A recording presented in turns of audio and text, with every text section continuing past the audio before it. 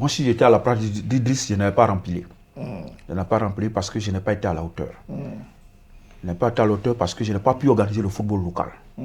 Aujourd'hui, quand il dit que ce n'est pas lui qui doit envoyer les spectateurs au terrain, quand il ne sait pas que le championnat c'est un produit que doit vendre la fédération, mais il n'est pas à la hauteur, il faut qu'il parte.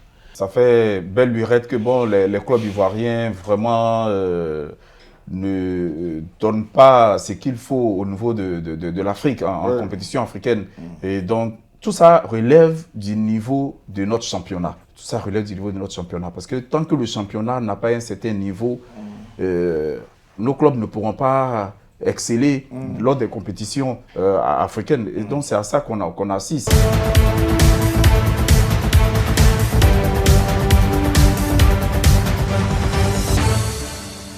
En 4 ans de mandat, plusieurs faits majeurs sont à mettre à l'actif de Yacine Idriss Diallo. La CAN 2023 a remporté la qualification historique des U17 féminines au mondial, la révalorisation des subventions, un salaire minimum instauré.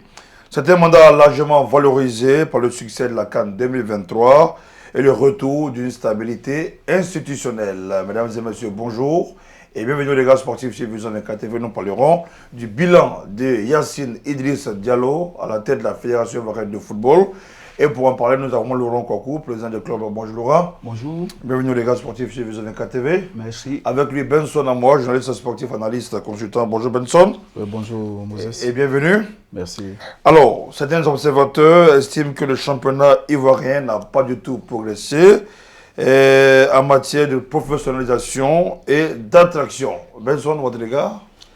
Ce qui est dit n'est pas totalement faux. Voilà, n'est pas totalement faux dans ce sens que aujourd'hui, au niveau local, le football a perdu quelque peu son attraction. Voilà, et on se souvient que dans les années 92 et autres, quand bien même il n'y avait pas énormément d'argent au niveau du football, mais le football était attractif, de nombreuses personnes allaient au stade, les stades refusaient même du monde.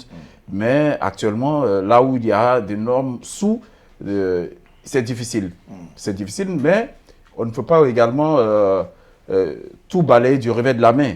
Voilà, aujourd'hui, pendant les 4 ans du mandat d'Idriss Diallo, les championnats se sont disputés normalement. Voilà, dans de bonnes conditions, surtout au sortir de la CAN 2023, avec les infrastructures dont nous avons hérité. Les équipes évoluent sur de bonnes pelouses. Et donc ça aussi, ce n'est pas à négliger. Alors, en ce qui concerne le niveau de professionnalisation du football local, attractivité, Laurent, votre regard là-dessus? Bon, en matière de bilan, pour le bilan d'Idriss Diallo, moi je me dis que c'est un bilan qui n'a pas été à la hauteur de sa promesse. Ok, à savoir quand on fait le bilan d'Idriss Diallo, il se focalise sur les équipes nationales. C'est vrai, il était manager de l'équipe nationale. L'équipe nationale tourne bien, mais l'équipe nationale tourne bien pas parce qu'il a travaillé quelque part. Aujourd'hui, nous jouons pour la plupart avec les recalés de l'Europe, j'aime le dire. C'est de la formation des autres pays. C'est des enfants qui sont sortis des centres de formation des autres pays. C'est eux qui sont en équipe nationale. Et donc, s'ils ont une victoire, ce n'est pas à l'actif d'Idriss Diallo. Surtout que ce n'est pas lui qui finance, ce n'est pas la Fédération ivoirienne qui finance, c'est l'État de Côte d'Ivoire qui finance les événements. Maintenant, concernant le football local, bon, pour le football local, vraiment, je suis vraiment déçu. On me dira que la balle roule et que Idriss Diallo est venu, tout le monde joue, mais tout le monde joue avec quels moyens? C'est des clubs qui financent, en tout cas les clubs de 17 divisions qui financent leur championnat. Aujourd'hui, la licence qui était à 1000 francs est passée à 10 000. Les engagements sont multipliés par 2. Et là, quand on multiplie par le nombre de clubs, il y a assez de sous pour organiser notre championnat. Et c'est ce que l'ancien commerce voulait faire et qu'on a refusé. On ne voulait pas participer à l'organisation de compétition. On nous demandait de payer 250 000 francs, on a refusé. Mais maintenant, ce que nous payons avant de jouer, avec divers engagements que le commerce a ajouté, sinon le commerce a inventé, mais le nouveau commerce, mais nous dépensons pratiquement le 1,5 million. Le 1,5 million. Par saison? Oui, par saison, une licence à 10 000. Quand ils sont venus, ils ont multiplié la licence par 10. Quand quelqu'un vient pour développer le football, mais il n'augmente pas le prix des licences. Les charges de club. Les charges de club n'augmentent pas les charges de club. Et si on nous parle de jouer sur les pelouses de la CAN. Moi, je vous dis qu'au 17, nous ne jouons pas sur les pelouses de la CAN, nous ne jouons pas sur les bonnes pelouses. Et quand on en parle, bon, c'est la foudre que nous recevons du côté de la FIFA. Alors, Benson. Oui, bon, au niveau de la professionnalisation, déjà, il faut dire qu'il y a un travail énorme qui a été déjà fait. Parce qu'on voit aujourd'hui qu'il y a un salaire minimum garanti, voilà, qui est dévolu aux joueurs qui évoluent au niveau du championnat. Ce qui n'était pas le cas par le passé. Et aujourd'hui également, vu les subventions qui ont été allouées au club, voilà, en respectant bien sûr ce que Idriss avait prévu lorsqu'il était candidat, il a tenu parole à ce niveau. Voilà, même si aujourd'hui on s'accorde tous à dire que la FIFA a besoin d'argent pour peut-être augmenter, voilà, ces subventions-là en cours de saison. Voilà, ça, moi, je pense que c'est quelque chose qui aurait pu être fait également. Mais au niveau de la professionnalisation, outre le fait qu'il y ait un salaire minimum garanti pour les joueurs, je pense qu'il y a encore beaucoup à faire. Parce que ce salaire-là, je ne pense pas que ça puisse amener un joueur professionnel à vivre. Et donc, c'est ce qui fait qu'on n'a pas vraiment le football de qualité au niveau local qui puisse attirer le maximum de supporters dans les stades. Et puis aussi, le club aussi se limite qu'au minimum. Oui, c'est ça. Les clubs se limitent au minimum. C'est difficile pour les clubs d'ailleurs d'avoir des sponsors pour les accompagner par rapport à leur organisation. Aujourd'hui, quand on parle de professionnalisation, c'est le fait de passer d'une association simple à une entreprise, une société. Voilà, qui a un compte contribuable et qui normalement peut ouvrir un compte bancaire et puis bon, négocier avec la banque pour obtenir des prêts, négocier. Parce que quand un sponsor doit venir pour vous financer, il y a des garanties qu'il demande.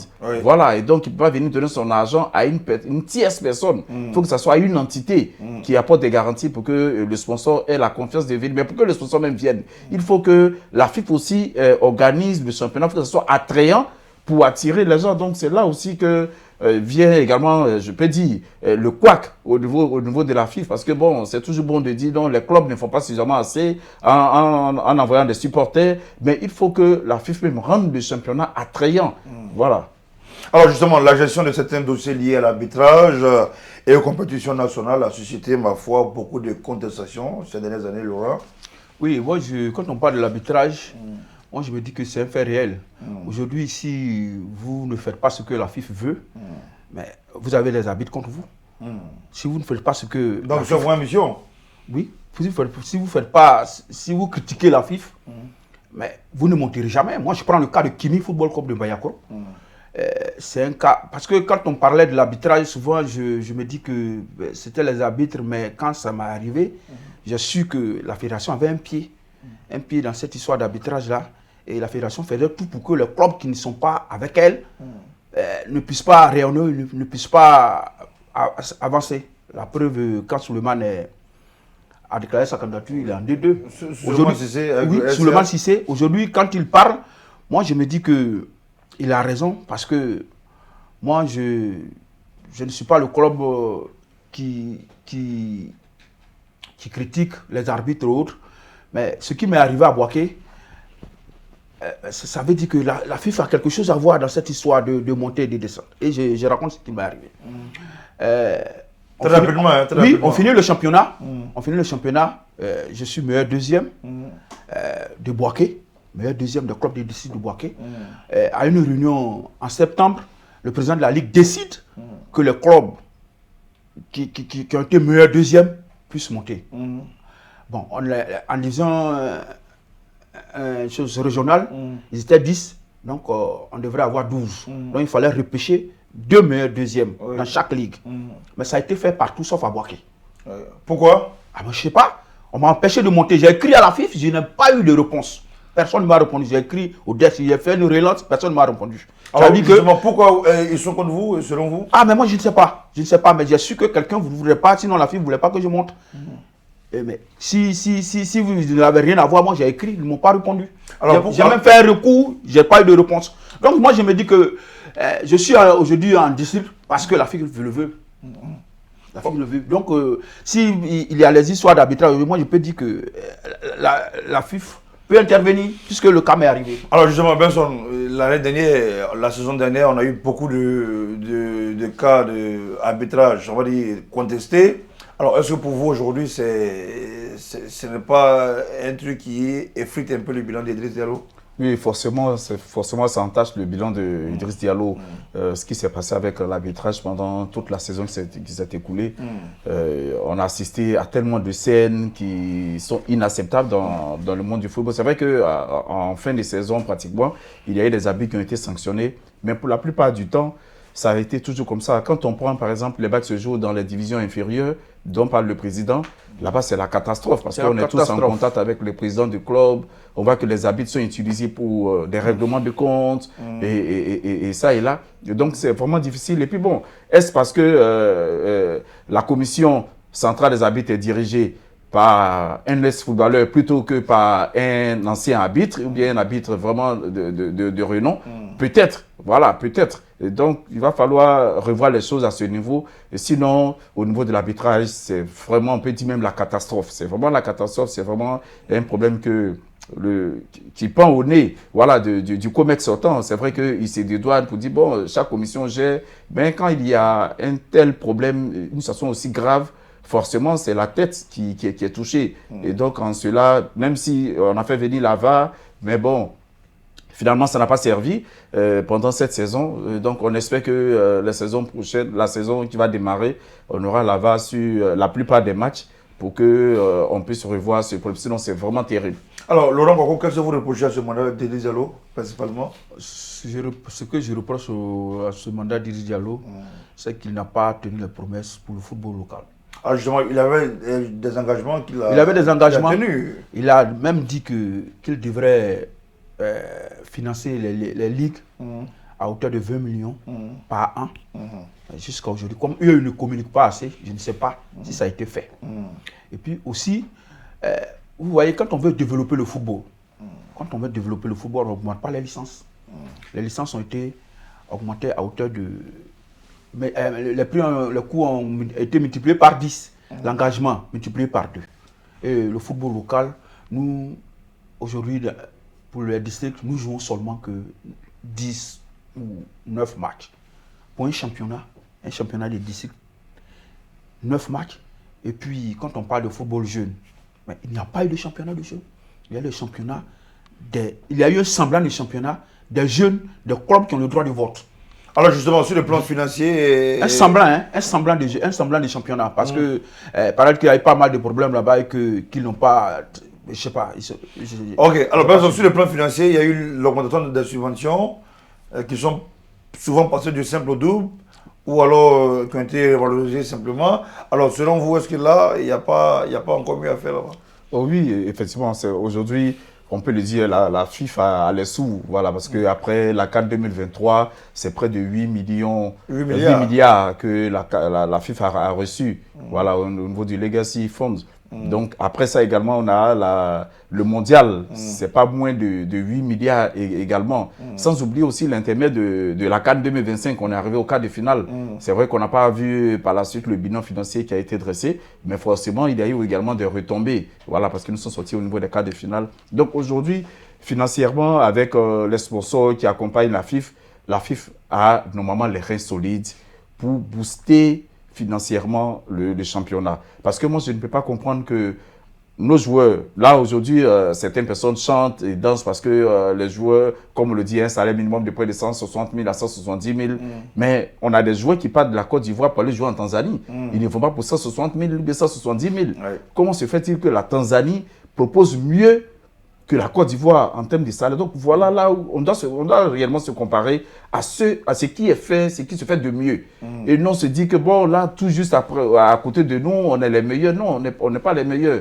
Et donc avec les fonds dont dispose la FIFA, celui qui va venir, qui va occuper au niveau du commerce, les bureaux de la maison de verre de Treichville, très bientôt à partir du 12 septembre, il faut que la personne mette les bouchées doubles pour que nos clubs est le minimum. C'est vrai, la FIF ne peut pas donner tout ce qu'il faut aux clubs, parce qu'on sait que les clubs aussi doivent se développer, eux-mêmes doivent avoir leur appui financier, leur organisation en interne qui puisse se permettre de tourner comme il se doit.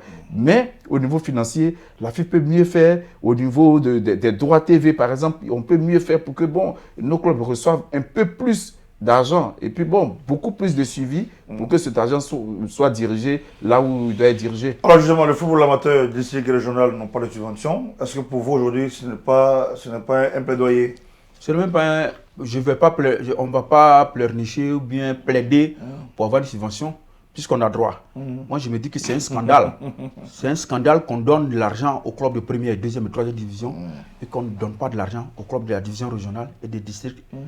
C'est un scandale parce que c'est de l'argent de notre football. Notre football engrange de l'argent et tous les niveaux doivent être rémunérés. Tous les niveaux doivent bénéficier de l'argent. Peut-être pas à la même hauteur, mais au minimum, il fallait que les clubs de district soient soutenus. Quand on vient et puis on dit on veut professionnaliser le football, les enfants ne quittent pas le ventre de leur mère pour être en deuxième division. Quand les enfants quittent la maternité, les enfants passent d'abord par le club de base pour arriver en Ligue 1 et Ligue 2 et D3. Et quand vous négligez la base, quand vous ne financez pas la base, quand vous venez et que vous créez plus de problèmes au club en multipliant les dépenses, moi je dis que vous n'êtes pas venu pour développer le football. Ce n'est pas de la professionnalisation. Et comme ils ont un arbre qui cache la forêt, les éléphants, ils jouent avec des joueurs que des autres ont formés, donc ils ont leur victoire et personne ne sait, sinon les Ivoiriens ne savent pas qu'ils sont en train de faire du tort à notre football. Alors justement, parlant de formation, vous avez toujours une transition correcte. Alors, formation, est-ce que véritablement il y a des fonds qui sont injectés dans la formation des jeunes, dans la professionnalisation des centres de formation, dans l'organisation? Est-ce que pour vous, la formation n'est pas quelque peu délectée en Côte d'Ivoire? Oui, ce que je voulais dire à ce niveau, c'est que c'est vrai qu'on a des équipes des jeunes qu'on voit aujourd'hui, qui vont dans les compétitions des jeunes et qu'on constate, mais généralement ces jeunes-là sont tirés de certains clubs.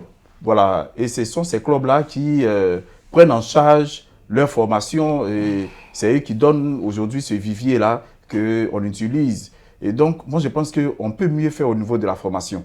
Voilà, donc ce mandat qui va venir, il faut que celui qui arrive... Est-ce qu'il faut pas organiser les centres de formation? Oui, il faut une bonne organisation des centres de formation. Parce que comme le président Laurent l'a dit tout à l'heure, c'est inconcevable que le district et le football régional ne soient pas financés parce que c'est la base. Ouais. Donc si ils ne sont pas financés, donc, il faut s'en dire que même au niveau des centres de formation, il n'y a pas un regard qui est jeté. Ouais. Voilà, or c'est là que tout part. Donc il va falloir remettre les choses à plat et puis travailler dans ce sens. Aujourd'hui, si on voit que le Maroc, aujourd'hui, est en train de monter en puissance, ce n'est pas en vain. La Tanzanie, ce n'est pas en vain. La Zambie et autres, il y a la Mauritanie même.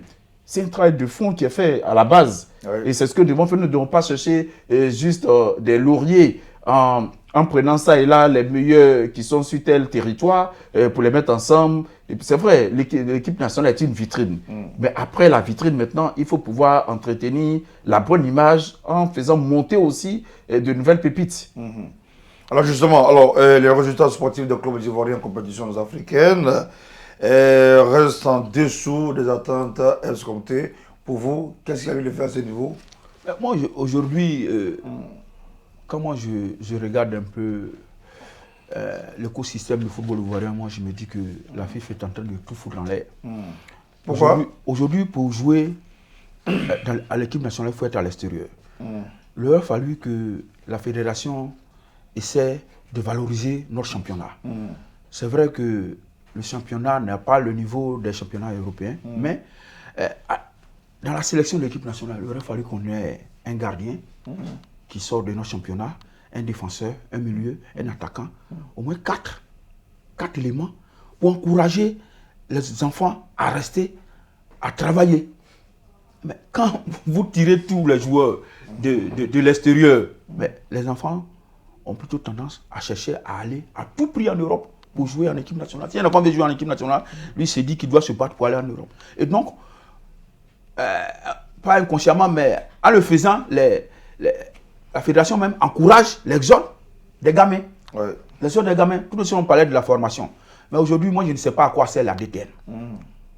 Moi, je ne sais pas à quoi c'est la détente. Quand vous êtes détente et quand vous arrivez, on ne connaît pas votre schéma. Et quand vous arrivez, vous n'avez pas un plan d'action. Il n'y a pas un système de jeu en jeu. Aujourd'hui, tu demandes à notre DTN, tu demandes au président Idriss, mais quel est le système de jeu de la Côte d'Ivoire? Parce que chaque pays doit avoir un système de jeu. Il n'y en a pas. Il n'y en a pas. Et quand on fait 4 ans, et qu'on n'organise pas des championnats de jeu, parce qu'il n'y a pas eu d'organisation de championnat de jeu. Les centres de formation s'organisent en quartier pour jouer des petits matchs. Ils payent les licences.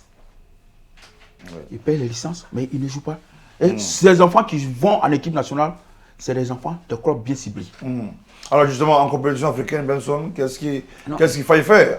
Non, je finis avec la compétition africaine. Ouais. Et donc, quand notre championnat est pauvre, mais en compétition africaine, on ne fait que rester dans les 32e de finale et autres. Ouais. Donc, on ne peut pas prospérer. Il y a quelqu'un qui disait que la SEC, sur le toit de l'Afrique, avec une bonne organisation et autres, mais quand la SEC se compare au club d'ici, mais la SEC n'avance pas parce qu'il n'y a rien ici. La SEC doit plutôt se comparer aux grands clubs, à Lali, Mamelodi Sundowns, tous les grands clubs. Berkane. Ok. Donc, voilà un peu Benson? ce que je voulais dire. Ah oui, le constat, il est amer.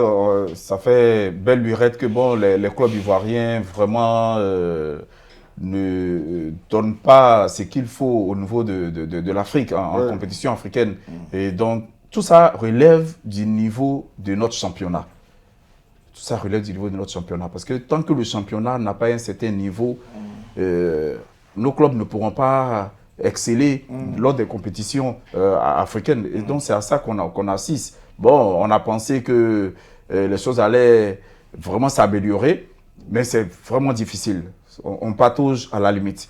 On patauge parce que le niveau, il n'est pas assez élevé au niveau du championnat. Bon, les clubs n'ont pas souvent de fonds pour avoir des joueurs de qualité. Et la formation laisse à désirer. Et donc, tout ça mis l'un dans l'autre, ça ne donne pas vraiment l'excellence qu'on souhaite pour que les équipes puissent être compétitives à l'extérieur. Et donc, c'est à cela qu'on assiste. Donc, il va falloir vraiment travailler réellement sur notre championnat pour qu'on puisse avoir des équipes qui soient aguerries pour aller défendre les couleurs ivoiriennes pendant les compétitions. En fait, sinon, c'est carrément la honte, c'est l'humiliation chaque fois qu'on se fait battre. Oui. Voilà, chaque fois qu'on se fait battre. Alors justement, nous sommes au thème de cette émission. On va prendre les conclusions, les mots de fin de Laurent Kouakou. Bon, en conclusion, je peux dire que moi, si j'étais à la place d'Idriss, je n'avais pas rempli. Je n'ai pas rempli parce que je n'ai pas été à la hauteur. Je n'ai pas été à la hauteur parce que je n'ai pas pu organiser le football local. Aujourd'hui, quand il dit que ce n'est pas lui qui doit envoyer les spectateurs au terrain, quand il ne sait pas que le championnat, c'est un produit que doit vendre la fédération, mais il n'est pas à la hauteur, il faut qu'il parte. Et puis, pour ce qu'il est donné de voir, pour le traitement des clubs, des districts, des divisions régionales et autres, moi je me dis que Idriss ne doit pas remplir. Ah oui. Il ne doit pas remplir, il n'est pas à la hauteur. Ok. Benson? Oui, moi, ça m'a fait plaisir aujourd'hui de débattre avec un président de club qui est un sachant, à la différence de nous, les journalistes, qui souvent épiloguons sur la question. Et donc, il a expliqué, il a donné, il a dit ce qu'il pense réellement de ce mandat. Ils sont les mieux placés pour vraiment apprécier ce mandat, en toute honnêteté. Pour notre part, ma part, je pense que le bilan est d'une part, comme très souvent tous les bilans, mitigé. Ouais, c'est mitigé, c'est positif et négatif. à la fois négatif dans ce sens qu'on peut mieux faire. Oui. Voilà, parce que c'est vrai, il a misé sur l'équipe nationale, sur les équipes nationales. Aujourd'hui, la visibilité au niveau de l'équipe nationale, elle est à un top niveau. Maintenant, il va falloir maintenant travailler sur l'aspect local, national, pour que tout cela puisse vraiment porter du fruit et sur le long terme. Et donc, c'est là, comme tout le monde s'accorde à le dire, qu'il y a eu le couac au niveau du mandat de Yacine Idriss Diallo. Maintenant, est-ce qu'il doit remplir? Bon, ce sont les 89 votants qui le décideront le 12 septembre prochain. Voilà, merci à vous d'avoir répondu à notre invitation. Nous faisions à l'instant le bilan de Yacine Idriss Diallo après 4 ans à la tête de la Fédération ivoirienne de football. Et bien sûr, nous recevions Laurent Kouakou, président du club, oui, effectivement, avec lui Benson à moi, journaliste sportif, consultant analyste sportif. Nous sommes au terme de cette émission. Merci à vous de nous avoir suivis et à la semaine prochaine.